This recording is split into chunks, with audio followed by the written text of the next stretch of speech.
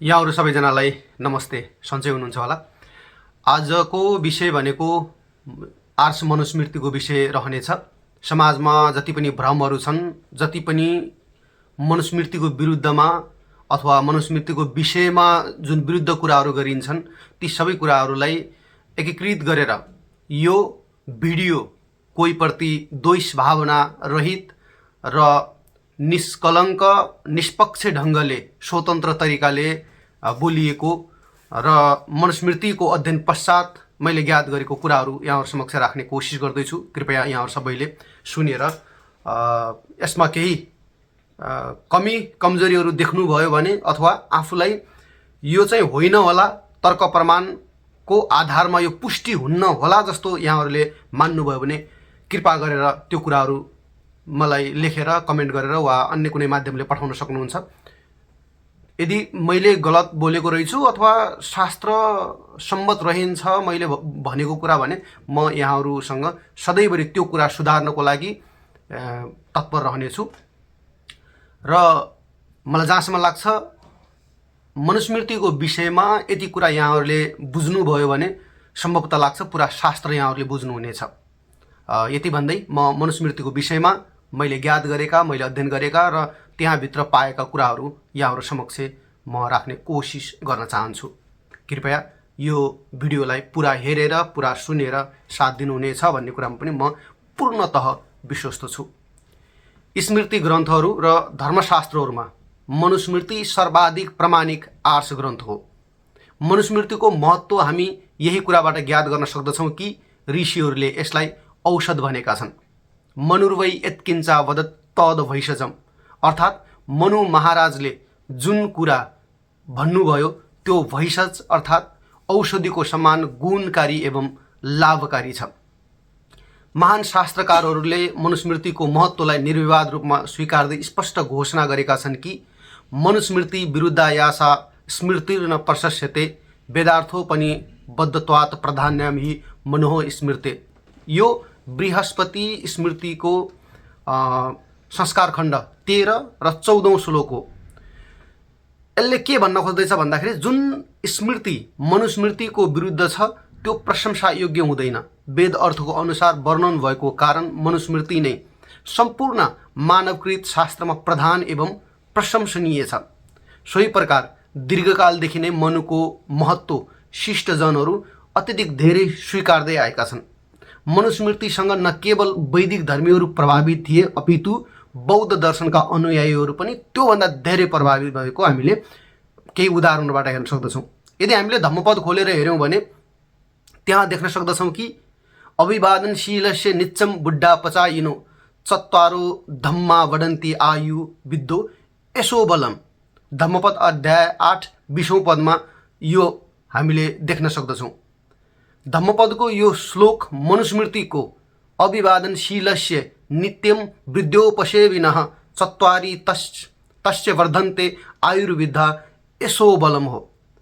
यो चाहिँ पाली रूपान्तरण मात्र हो जो मनुस्मृति अध्याय 2 श्लोक 121 मा वर्णित भेट्न सक्दछौँ।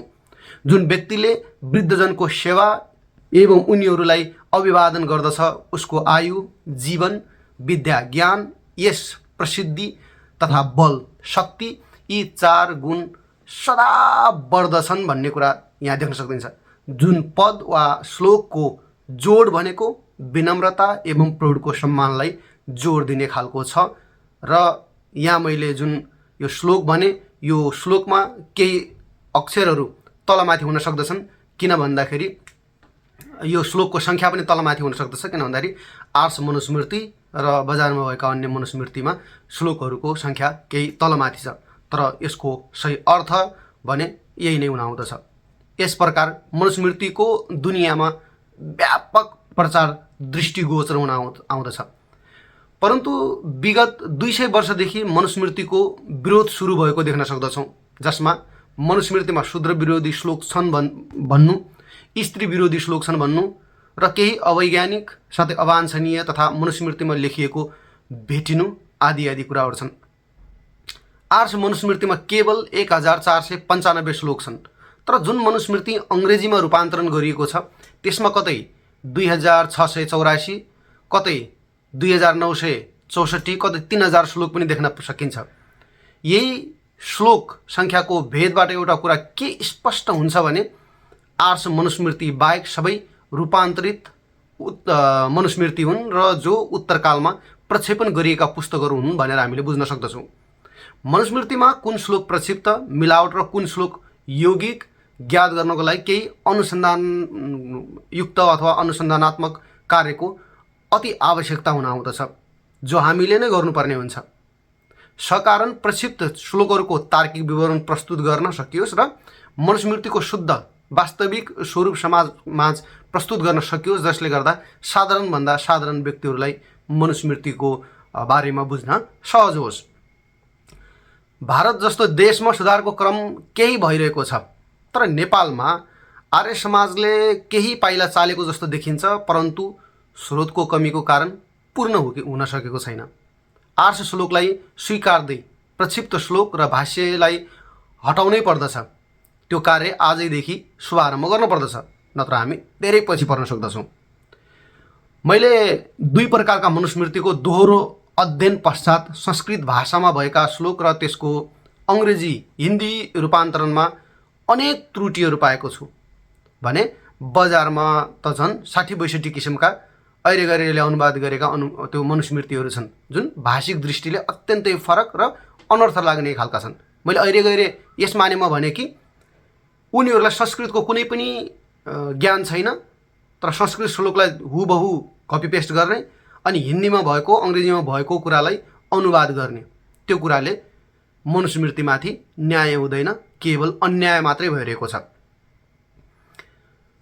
र मनुस्मृतिमा जुन भाषिक दृष्टिले अत्यन्तै फरक र अनर्थ लाग्ने खालका छन्, त्यो कुरा पनि हामीले बुझ्न पर्दछ, जसमा अन्तर्विरोध अथवा परस्पर विरोध, प्रसङ्ग विरोध छ, विषय र प्रकरण विरोध पनि छ, अवान्तर विरोध पनि छ, शैली विरोध पनि छ, पुनरुक्ति छ, जुन कुरा बारम्बार आइरहन्छ, र अन्त्यमा भनेको वेद विरोधी श्लोक पाइनु नै आर्ष मनुस्मृति बाहेकका सबै मनुस्मृति प्रक्षिप्त हुन् भन्ने कुरा साधारणभन्दा साधारण व्यक्तिले पनि सहजै जान्न सक्दछ, बुझ्न सक्दछ।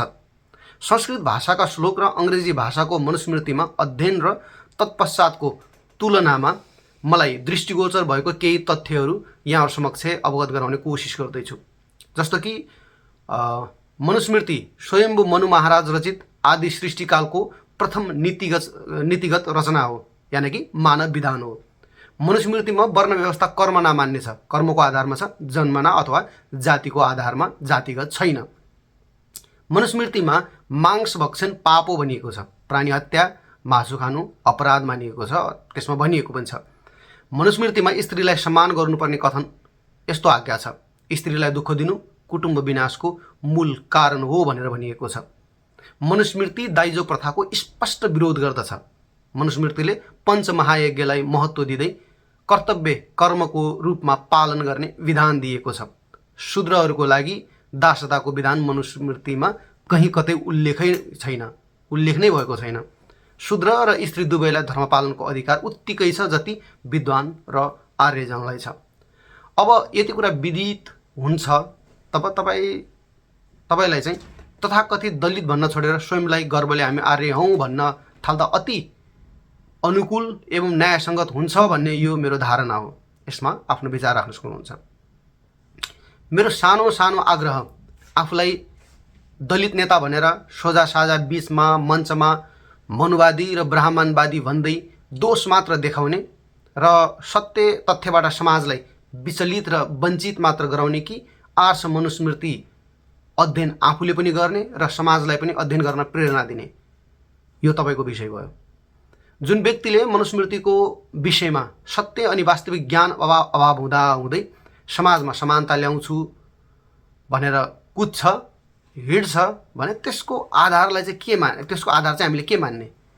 म यसै भिडियो मार्फत सबैलाई अवगत पनि गराउन चाहन्छु र चुनौती पनि दिन चाहन्छु कि जो जाति प्रथा र छुवाछुत मान्दछन् तिनीहरू र जो दलित हुँ भनेर हिन्दुत्व र मनुस्मृति गलत मान्दै आफूलाई दलितको नेता मान्दै आएका छन्, दुवैलाई चुनौती छ कि मसँग आउनु अनि जुन आर्ष मनुस्मृति छ त्यसमा मनु महाराजलाई गलत सिद्ध गरेर देखाउनु। छुवाछुत र भेदभाव छ भनेर आर्स मनुस्मृतिबाट प्रमाणित गर्नु। यदि त्यस्तो प्रमाणित गरियो भने, गर्नुभयो भने म पक्कै पनि यहाँहरूले जे भन्नुहुन्छ त्यही मार्गमा, जस्तो भन्नुहुन्छ त्यस्तै मार्गमा हिँड्नेछु। मनुस्मृति ग्रन्थ जो आदि सृष्टिमा नीति र धर्म कानुनको निर्धारण गर्नेवाला प्रथम ग्रन्थ छ, त्यसलाई घोर जाति प्रथालाई बढावा दिनेवाला भनेर कहिलेसम्म हामीले रटिरटान गर्ने, सत्यसँग कति समयसम्म भाग्ने। जुन मनुस्मृति वर्ण व्यवस्थामा आधारित थियो त्यसलाई कालान्तरमा जाति व्यवस्थामा कसले रूपान्तरण गर्यो त्यो बुझ्न धेरै टाढा हामी जानै पर्दैन। सृष्टिको प्रथम संविधान मनुस्मृति हो, कालान्तरमा मिलावट भयो, यो कुरा सबैलाई ज्ञान हुनपर्दछ। अब मिलावटलाई मान्ने कि जुन मूल मनुस्मृति छ त्यसलाई मान्ने भन्ने कुराको जिम्मेवारी जनमानसमा रहन्छ, विशेष ब्राह्मण वर्गमा रहन्छ र जो व्यक्ति आफू पीडित हुँ भन्ने लाग्दछ उहाँहरूमा झनै धेरै रहन्छ। किनकि म जति जिम्मेवार हुन्छु तपाईहरू पनि समाजप्रति उत्तिकै जिम्मेवार बन्न पर्दछ। मूल सन्देश त वर्ण व्यवस्थाको समर्थन गर्नु नै हो, तर वर्णको स्थानमाथि जातिवाद प्रचार गर्नु तपाईँ हाम्रो कर्तव्य र विद्वता पक्कै पनि हुँदैन। मनुस्मृतिमा शूद्र जो अरूको काम गरेर जीविका चलाउँदछ उसलाई कठोर दण्डको विधान छ भन्नु र उच्च जाति विशेष गरी ब्राह्मणको लागि विशेष प्रावधान गरेको छ भन्नु सर्वथा झुट हो। त्यो त मनुस्मृति अध्ययनको कमी मात्र हो। मनुस्मृति त्यस कालको ग्रन्थ हो जब जन्मना जाति व्यवस्थाको कुनै अस्तित्व नै थिएन। मनुस्मृति जन्मना समाज व्यवस्थाको समर्थन कहीँ कतै पनि गर्दैन। महर्षि मनु महाराजले मनुष्यको गुण कर्म स्वभावमा आधारित समाज व्यवस्थाको रचना गरेर वेदमा परमात्माद्वारा दिइएको आज्ञाको पालन गरेको हामीले स्पष्ट देख्न सक्दछौँ। जस्तै ऋग्वेद मण्डल 10 सूक्त 10 को मन्त्र 11 र 12, यजुर्वेद अध्याय 31 को मन्त्र 10-11, अथर्ववेदको 19 अध्यायको 6 काण्डको हामीले 5 र 6 मन्त्रमा देख्न सक्दछौँ। जुन वर्ण व्यवस्था हो, वर्ण शब्द वृण धातुबाट बन्दछ जसको मतलब चयन गर्नु, चुनाव गर्नु वा वरण गर्नु या स्वीकार गर्नु भन्ने हुन्छ। मनुस्मृतिमा वर्ण व्यवस्थाको कुरा छ, जाति व्यवस्थाको कुरा कहीँ पनि हामीले भेट्दैनौँ, छैन पनि। यसको सबैभन्दा सठिक प्रमाण भनेको मनुस्मृति प्रथम अध्याय चाहिँ हामीले देख्न सक्छौँ। कतै जाति शब्द नभएर 4 वर्णको उत्पत्तिको वर्णन गरेको पाइन्छ। जातिको महत्त्व मनुस्मृतिमा कतै पनि हामीले देख्न सक्दैनौँ, छैन पनि। जसको मतलब स्वयंलाई जन्मजात ब्राह्मण वा उच्च जातको जसले मान्छ त्यसको मान्यता शास्त्रले कहीँ कतै दिँदैन। जो शास्त्र प्रमाणमा छैन त्यसलाई मान्नु मूर्खता मात्र हो। जब सभ्यताको आरम्भ हुन्छ तब कर्म विभाजन हुन्छ, तर दायित्व बोध जसले बढी गर्दछ ऊ उच्च हुन्छ, सबैभन्दा सम्मानित हुन्छ। तर कम काम गर्न बित्तिकै अपमान त हुन्न, तर त्यो सम्मानको दायरामा र समाजको दायरा भने उसको अवश्य पनि कम हुन्छ। जो आज ब्राह्मण छन् तिनी केही पिँढी पहिले क्षत्रिय र शूद्र नै थिए, र जो आज शूद्र छन् केही पिँढी पहिले ब्राह्मण, क्षत्रिय र वैश्य नै थिए। हामी पनि त्यही थियौँ। कुनै यस्तो काल वा समय छैन जहाँ हाम्रो वर्ण परिवर्तन नहोस्। हामीले मनुस्मृति अध्याय 3 को 109 श्लोकमा देख्न सक्दछौँ कि न भोजनार्थ स्वय विप्रह कुल गोत्रे निवेदयेत भोजनार्थ हि ते संवान्ता शित्युच्यते बुधै भनेर एउटा श्लोक आउँदछ। यहाँ स्पष्ट के उल्लेख गरिएको छ भने आफ्नो गोत्र वा कुलको बढाइ चढाइ गरेर भोजन गर्नेवाला विद्वान नै किन नहोस्, उसले गरेको भोजन वमन अर्थात् उल्टी गरेर खाएको सम्मान मान्ने छ भनेको छ। मनुस्मृतिको अनुसार जसले जन्मना ब्राह्मण वा उच्च जाति भएको दम्भ देखाउँदछ, मान सम्मानको अपेक्षा गर्दछ, उसलाई तिरस्कार गर्न पर्दछ। त्यस्तै मनुस्मृति अध्याय 2 को 136औं श्लोकमा वित्तम बन्धुर्वयः कर्म विद्धा भवति पञ्चमी एतानि मान्यस्थानानि गरियो यद्दुत्तरम, यानि कि धन, बन्धु, अवस्था, कर्म र विद्या यी 5 मान्य हुन्छन्। कुल, जाति, गोत्र वा वंशलाई सम्मानको मानदण्ड मान्नु हुँदैन भनिएको छ, किनकि व्यक्ति पिछे धारणा र प्रवृत्ति फरक हुने गर्दछन्। मनुस्मृतिमा हामीले वर्णमा परिवर्तन पनि देख्न सक्दछौँ। मनुस्मृति अध्याय 10 को 65औं श्लोकमा शूद्रो ब्राह्मणताम एति ब्राह्मणश्चैति शूद्रताम क्षत्रिया जातम एवं तु विद्या द्वैस्या तथैव छ भनिएको छ। यानि कि ब्राह्मण शूद्र बन्न सक्दछ र शूद्र ब्राह्मण बन्न सक्दछ। सोही प्रकार क्षत्रिय र वैश्यले पनि आफ्नो वर्ण बदल्न सक्दछन्। मनुस्मृति अध्याय 9 को 335औं श्लोकमा सुरुचि कृष्ट सुश्रु मृदु वाग्न हंकृत भनेर एउटा श्लोक आउँदछ। ब्राह्मणाधाश्रयो नित्य मुत्कृष्टाम जाति मस्नुते भनेर यो श्लोकमा चाहिँ शरीर र मनद्वारा शुद्ध पवित्र रहनेवाला, उत्कृष्ट व्यक्तिजनको सानिध्य रहनेवाला, मधुर भाषी, अहंकार रहित, आफूभन्दा विशिष्ट वर्णको सेवा गर्नेवाला शूद्र पनि उत्तम ब्रह्म जन्म र द्विज वर्णलाई प्राप्त गर्दछ भनेको छ। मनुस्मृति अनुसार उच्च वर्णको व्यक्ति यदि श्रेष्ठ कर्म गर्दैन भने ऊ शूद्र अशिक्षित बन्दछ। त्यही उदाहरण हामीले हेर्न सक्दछौँ। मनुस्मृतिकै अध्याय 2 को 103औं श्लोकमा हेर्न सक्दछौँ कि न तिष्ठति तु यः पूर्वाः नोपास्ते यश्च पश्चिमाम स शूद्र बहिष्कार्य सर्वस्माद द्विज कर्मणः भनेको छ। जुन मनुष्य नित्य प्रातः र सन्ध्या ईश्वर आराधना गर्दैन त्यो पनि शूद्र नै हो, त्यसलाई पनि शूद्र नै मान्नुपर्छ भनिएको छ। जस्तो हामीले अध्याय 2 को 172औं श्लोकमा पनि देख्न सक्दछौँ कि नाभि व्याहार एद ब्रह्म शोधानीन ये नादते शूद्रेण हि समस्ता बधाव द्वैदे न जायते भनेको छ। जबसम्म व्यक्ति वेदको शिक्षामा दीक्षित हुँदैन तबसम्म ऊ शूद्रकै समान हुन्छ। त्यसै गरेर उत्तमानुत्तम मानवे गच्छन् हीनांस्तु वर्जयन् ब्राह्मण श्रेष्ठता मेति प्रत्यवायेन शूद्रता भनिएको छ। यानि कि ब्राह्मण जो वर्णस्थ व्यक्ति श्रेष्ठ हुन्छ, अति श्रेष्ठ व्यक्तिहरूको सङ्गत गर्दा नीचतम व्यक्तिहरूको सङ्गत छोडेर व्यक्ति अधिक श्रेष्ठ बन्दै जान्छ। यो विपरीत आचरणदेखि पतित भएर ऊ शूद्र बन्दछ। अत यो श्लोकले पनि के स्पष्ट गर्दछ भने ब्राह्मण उत्तम कर्म गर्नेवाला विद्वान व्यक्तिलाई भनिन्छ र शूद्रको अर्थ अशिक्षित व्यक्तिको रूपमा गर्न सकिन्छ। यसको कुनै पनि प्रकारले जन्मसँग कुनै सम्बन्ध छैन।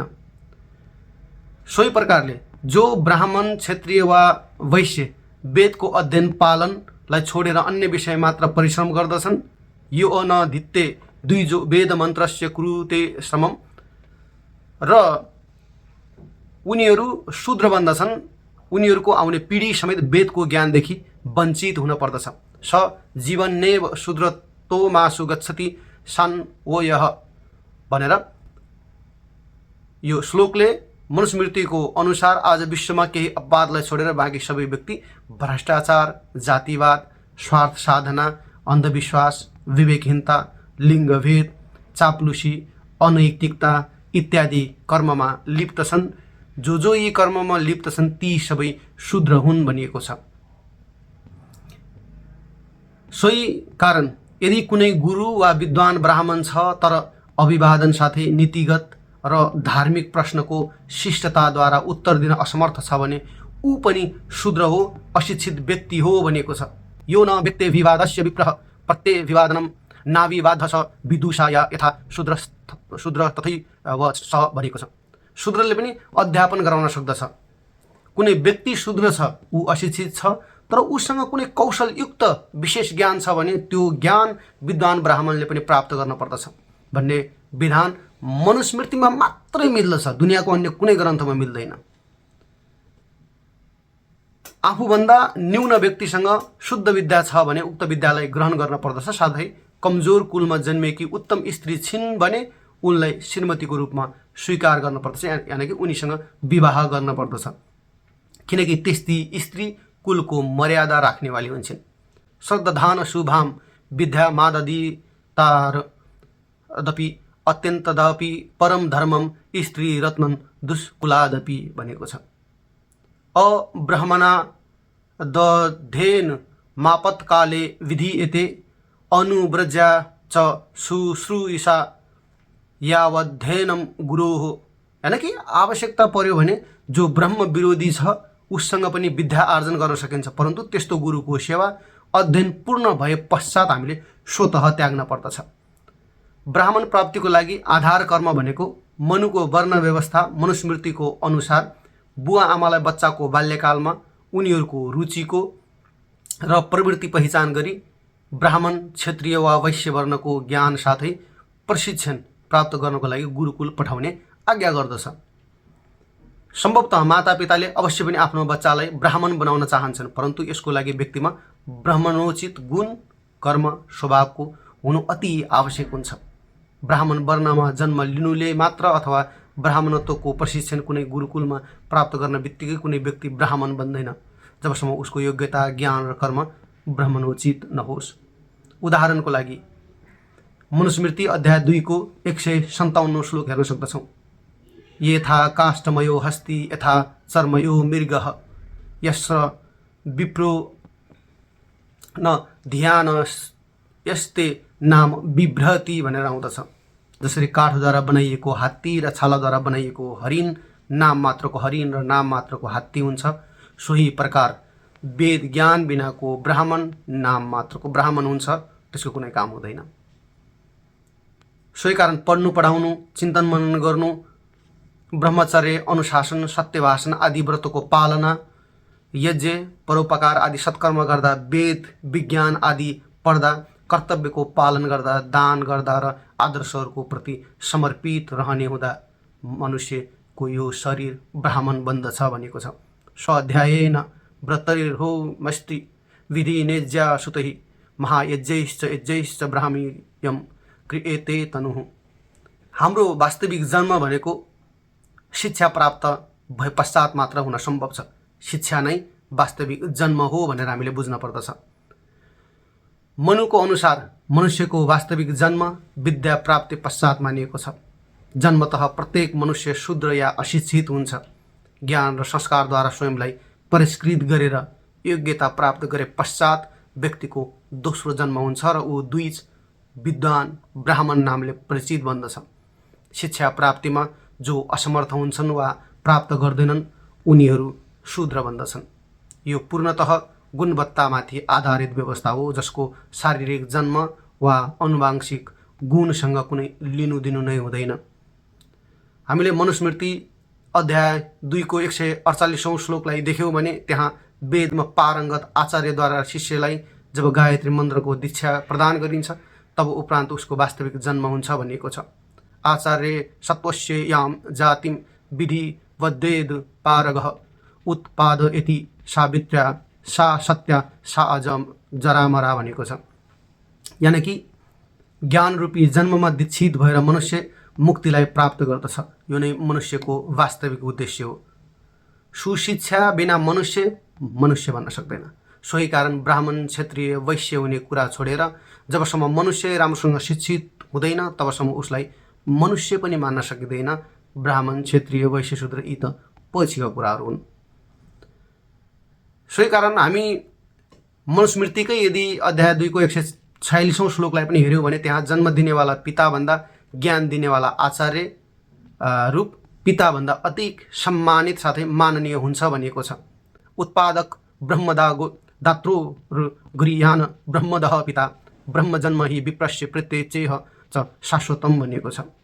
यानि कि आचार्यद्वारा प्रदान गरिएको ज्ञान मुक्तिसम्म साथ दिनेवाला हुन्छ।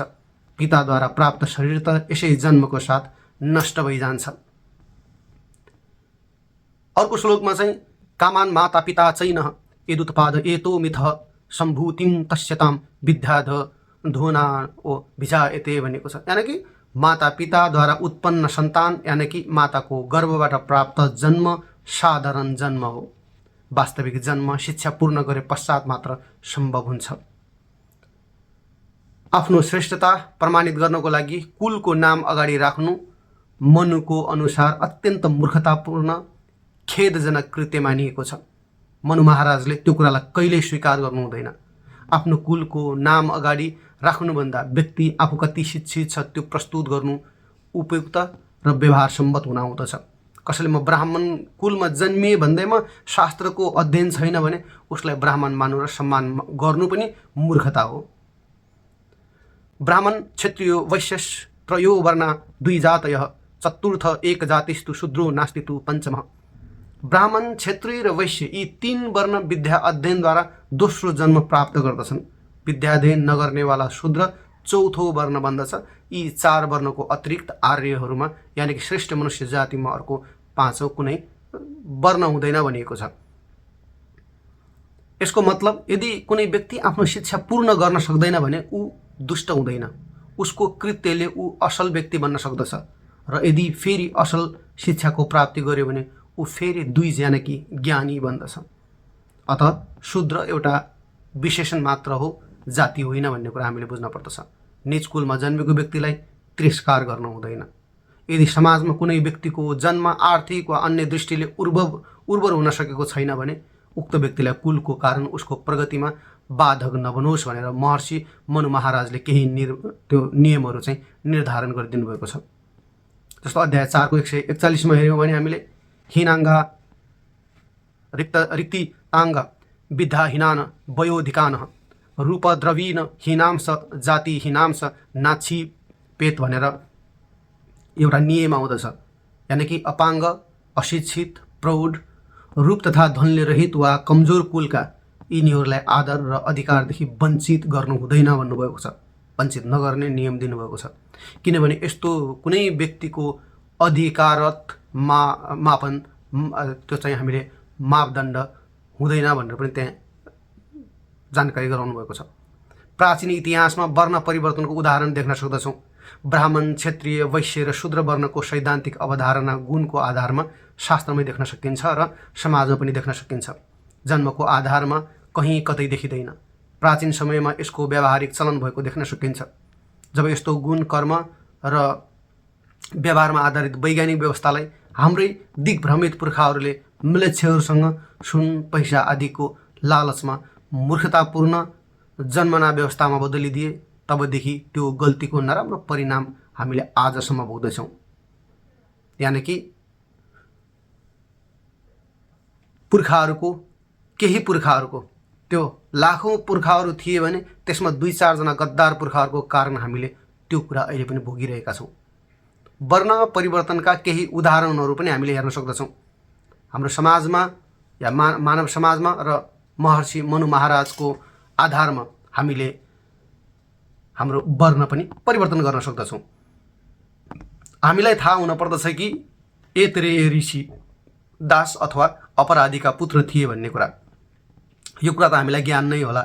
ज्ञात छैन भने हामी कस्तो खालको ज्ञानी हो त्यो मलाई थाहा छैन। कस्तो खालको पढे लेखेका व्यक्तिहरू हामीलाई त्यो चाहिँ मलाई थाहा छैन। तर एत्रेय ऋषि दास अथवा अपराधीका पुत्र थिए, परन्तु उच्च कोटिको ब्राह्मण बनेर उहाँले एत्रेय ब्राह्मण र एत्रेय उपनिषदको रचना गर्नुभयो। ऋग्वेदलाई सहज तरिकाले बुझ्न एत्रेय ब्राह्मण अति उपयुक्त हुन्छ। एसेलो ऋषि दासीका पुत्र थिए, जुवारी अनि हीन चरित्रका थिए, परन्तु समयक्रममा उनले सबै गलत कर्म त्यागेर वेद आदि शास्त्रहरूमा पारङ्गत भए।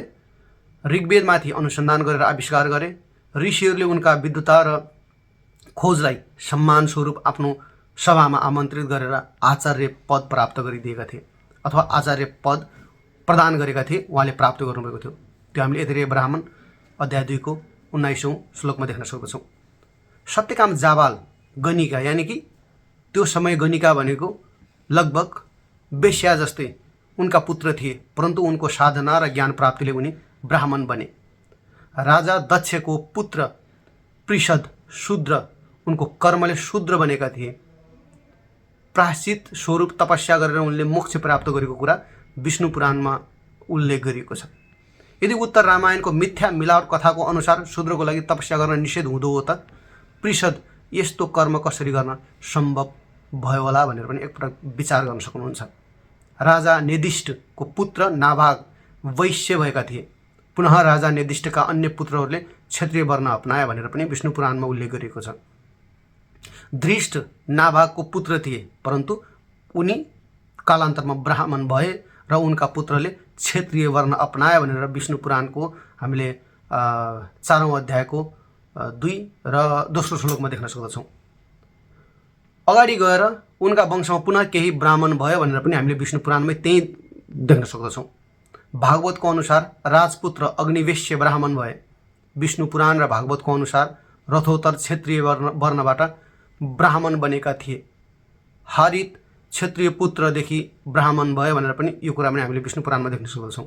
क्षेत्रीय कुलमा जन्मेका शौनक ब्राह्मण तत्त्व प्राप्त गरे विष्णु पुराणमा लेखिएको छ। वायु, विष्णु र हरिवंश पुराण भन्दछन् कि शौनक ऋषिको पुत्र कर्मभेदीदेखि ब्राह्मण, क्षेत्रीय, वैश्य र शूद्र वर्णका भए। सोही प्रकार गृष्मती र वीतहव्यको उदाहरण पनि हामीले त्यहाँ भेट्न सक्दछौँ। मातङ्ग जो चण्डालका पुत्र थिए, जो कालान्तरमा ब्राह्मण बने भन्ने उदाहरण पनि हामीले भेट्न सक्दछौँ। ऋषि पुलस्यको पुत्र रावण स्वयंको कर्मद्वारा राक्षस बनेको छ। राजा रघुको पुत्र प्रवृद्ध राक्षस बनेको घटना हामीले देख्न सक्दछौँ।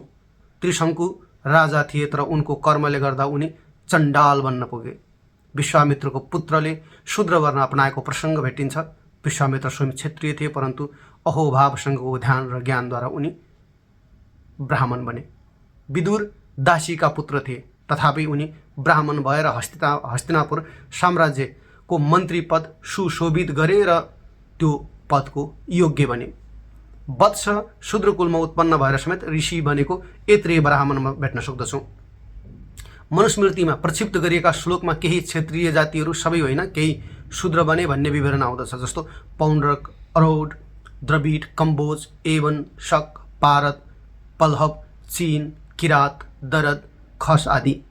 महाभारत अनुसन्धान पर्व को सूचीबाट चाहिँ हामीले अन्य नामहरूलाई पनि उल्लेख गरिएको छ। जस्तो मेकल, लाट, कान्वशिरा, सौण्डिक, दार्व, चौर, सबर, बर्बर आदि। यही आज हामीले गुण दोष रहित हेर्ने हो भने ब्राह्मण, क्षेत्रीय, वैश्य र अहिलेका दलितमा समान गोत्र मिल्दछ। एकपटक हामीले हाम्रो गोत्रलाई पनि खोजेर हेऱ्यौँ भने शूद्रको पर्यायवाची वा समानान्तर शब्द यहाँ कहीँ पनि केही भेट्न सक्दैनौँ। बरु त्यहाँ हामीले ती शब्दहरूमा गोत्र समान भेट्न सक्दछौँ।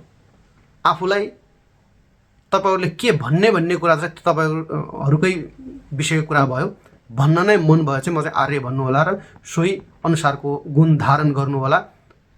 तब यी सबैबाट थाहा पाउन सकिन्छ कि हामी सबै एकै पूर्वजका, एकै कुलका सन्तति थियौँ। कालान्तरमा वर्ण व्यवस्थालाई आफ्नो स्वार्थको लागि केही मुठ्ठीभरका शासकहरूले र तथाकथित आडम्बरीहरूले अनेक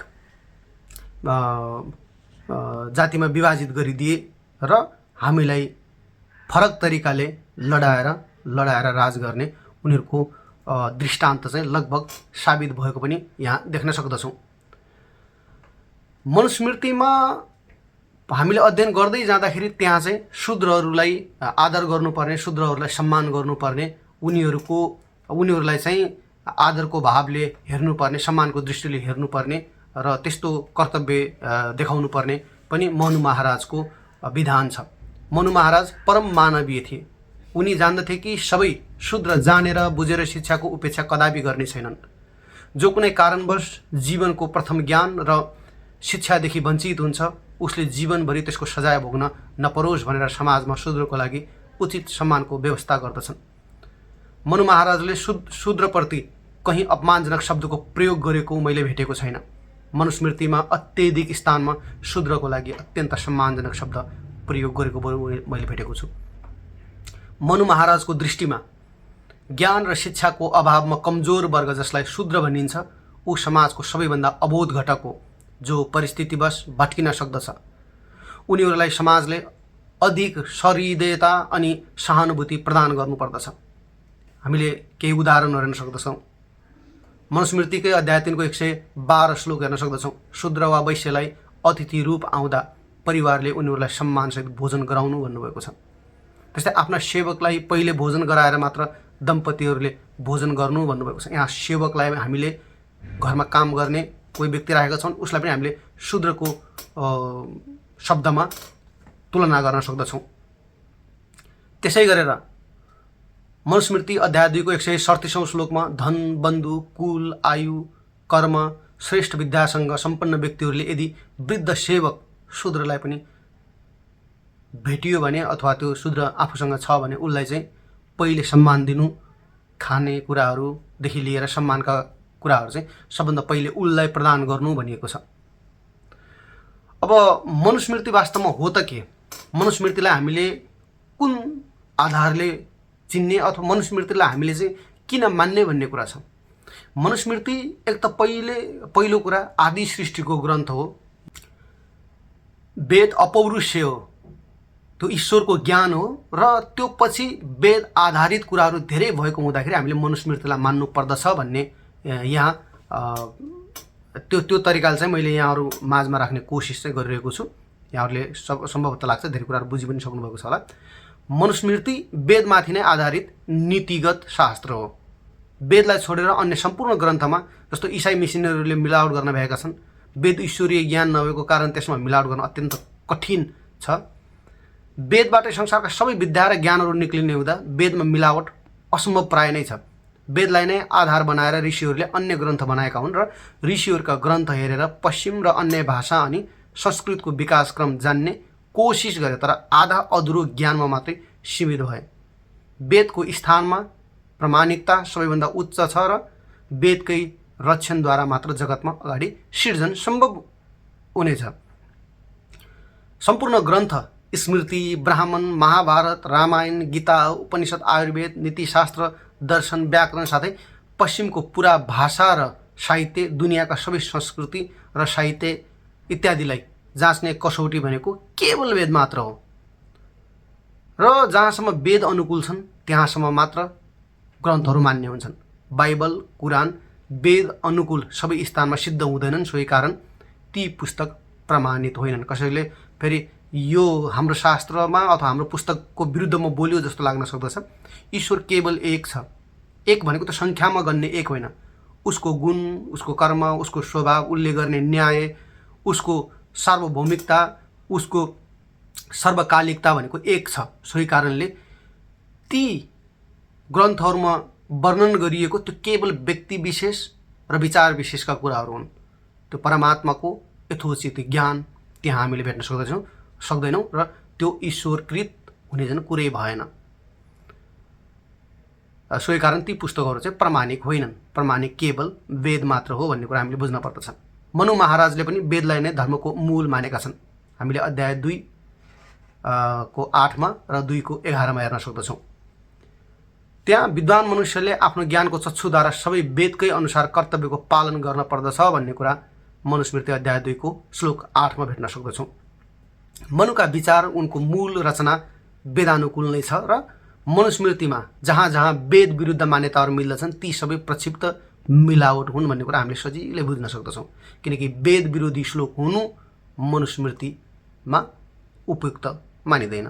शूद्रलाई वेद पढ्ने र वैदिक संस्कार गर्ने अधिकार पनि मनुस्मृतिले दिन्छ। जस्तो वेदमा ईश्वरको आज्ञा छ कि मेरो ज्ञान सबैको लागि समान छ, चाहे पुरुष होस्, चाहे नारी, ब्राह्मण होस्, चाहे शूद्र, सबैलाई वेद पढ्ने र यज्ञ गर्ने अधिकार छ भनेर यजुर्वेद अध्याय 26 को मन्त्र 1, ऋग्वेद अध्याय 10 को मण्डल 53 को मन्त्र 4, निरुक्त 3 अध्यायको 8औं श्लोक आदिमा देख्न सक्दछौँ। र मनुस्मृतिमा मनु महाराजले शूद्रलाई उपनयन विद्या आरम्भबाट वञ्चित राख्नु हुँदैन भन्नुभएको छ। बरु यसको विपरीत उपनयन नगर्नेहरू वा उपनयन अस्वीकार गर्नेहरू चाहिँ शूद्र बन्दछन् भन्नुभएको छ। त्यही तरिकाले शूद्र बनेका पनि छन्, तर यहाँ पनि भेदभाव भने गरिएको छैन। वेदको अनुसार मनु महाराज शासकलाई विधान र उनीहरू शूद्रको कमाई र भत्ता कुनै पनि परिस्थितिमा नकाट्नु भन्ने आदेश पनि दिनुभएको छ। जस्तो अहिलेको हिसाबमा चाहिँ कुनै सेयर अथवा लाभांश हुन्छ त्यो कुराहरू चाहिँ नकाट्नु भनेर मनुस्मृति अध्याय 7 को 12, 126 र 8 को 216 श्लोकमा हामीले त्यहाँ हेर्न सक्दछौँ। मैले भनेको कुराहरू यहाँहरूले गएर क्रस चेक पनि गर्न सक्नुहुनेछ। यहाँहरूले क्रस चेक गर्दाखेरि त्यो मिल्यो भने ठिक रहेछ, ठिकै भनेको रहेछ भन्नु होला, र त्यो कुरा मिलेन भने यहाँहरूले मलाई झुट किन बोलेको अथवा यो कुरामा यहाँनिर चाहिँ गलत कुराहरू त्यो कुरा छैन, गलत किन बोलेको, झुट किन बोलेको भनेर यहाँहरूले मलाई पकड्न चाहिँ सक्नुहुन्छ, समात्न चाहिँ सक्नुहुन्छ। म त्यसको उत्तर दिनेछु। संक्षेपमा भन्नुपर्दाखेरि मनुलाई जन्मना जाति व्यवस्थाको जनक मान्नु निराधार र कल्पना मात्र सिद्ध हुन्छ। मनुको वर्ण व्यवस्था पूर्ण रूपेण गुणवत्तामाथि आधारित छ। प्रत्येक मनुष्यमा 4 वर्ण छन्, ब्राह्मण, क्षत्रिय, वैश्य र शूद्र। प्रत्येक मनुष्यमा विद्यमान जो सबैभन्दा सशक्त वर्ण छ, जस्तो कसैमा ब्राह्मणत्व, कसैमा क्षत्रियत्व आदिको विकास पुरा समाजमा होस् र समाजको विकास यो कुराको सहायक बनोस्, यो धारणा हामीले पाउँदछौँ। महर्षि मनु महाराजमाथि जातिवादको समर्थक भएको आरोप लगाउनु मूर्खता र दरिद्रता बाहेक अरू सोच्न म चाहिँ सक्दिनँ, किनकि दोष शास्त्रमा मिलावट गर्नेवालाहरूको न कि महाराज मनुको। यहाँहरू सबैलाई आजको यो एपिसोड कस्तो लाग्यो, पुरा सुनेर हेरेर साथ दिनुहुन्छ भन्ने कुरामा म पूर्ण रूपमा विश्वस्त छु। किनभने मैले वेद र मनुस्मृतिको विषयमा समाजले केही जानुन् र युवा पुस्ताले, विशेष गरी युवा पुस्ताले केही कुराहरू शास्त्र पल्टाएरै हेर्ने समय नहुन सक्दछ। हुन त दुनियाँमा चाहने हो भने, इच्छा शक्ति र दृढ मनोकामना भयो भने, आफ्नो मनोइच्छा भयो भने, चाहना भयो भने व्यक्तिले जे पनि गर्न सक्दछ, जसरी पनि पढ्न सक्दछ। तर मलाई जहाँसम्म लाग्छ हामीसँग त्यति समय छैन। कृपया कुनै साथीले यो तपाईलाई, यो भिडियो चाहिँ तपाईलाई पठाइदिनु भयो र तपाईले यो पूर्ण रूपमा सुन्नुभयो, हेर्नुभयो, योबाट केही कुराहरू बुझ्नुभयो भने अरू आफ्नो गाउँ समाजका 5-10 जनालाई चाहिँ पठाउनु भयो भने तपाईले अरू कुरामा धर्म गर्नुहुन्छ गर्नुहुन्न मलाई थाहा छैन, तर हाम्रो समाजमा भएको जुन जातीयता, जुन जाति विशेषको रोग छ, त्यो रोगबाट सबै निर्मूल हुनेछन्। र जो व्यक्तिहरूले हामी ठुलो हौँ भन्ने दम्ब देखाउँदछन् तिनीहरू पनि शिक्षित हुनेछन्, र जो व्यक्तिहरू हामी सानो हौँ, हामीलाई हेपिएको छ, हामीलाई चेपिएको छ, हामीलाई दबाइएको छ भन्ने मनसाय राख्नुहुन्छ, उहाँहरूले पनि यो कुरा पढ्नुभयो भने अवश्य पनि उहाँहरूमा एउटा ऊर्जा शक्ति आउनेछ। र त्यो शक्तिले मलाई सम्भवतः लाग्छ वैदिक सनातन धर्म र यो हाम्रो सभ्यता, यो हाम्रो पुर्खाहरूको धरोहरलाई, यो विरासतलाई हामीले बचाएर अगाडि बढ्न सक्दछौँ भन्ने कुरा म पूर्णतः विश्वस्त छु। सोही कारणले यहाँहरूले जहाँबाट, जुन अवस्थाबाट यो भिडियो हेर्नुभयो, यो भिडियो हेरे पश्चात मनमा लागेको जस्तो सुकै कुराहरू सभ्य शब्दमा, सभ्य भाषामा यहाँहरूले लेख्नुहोला।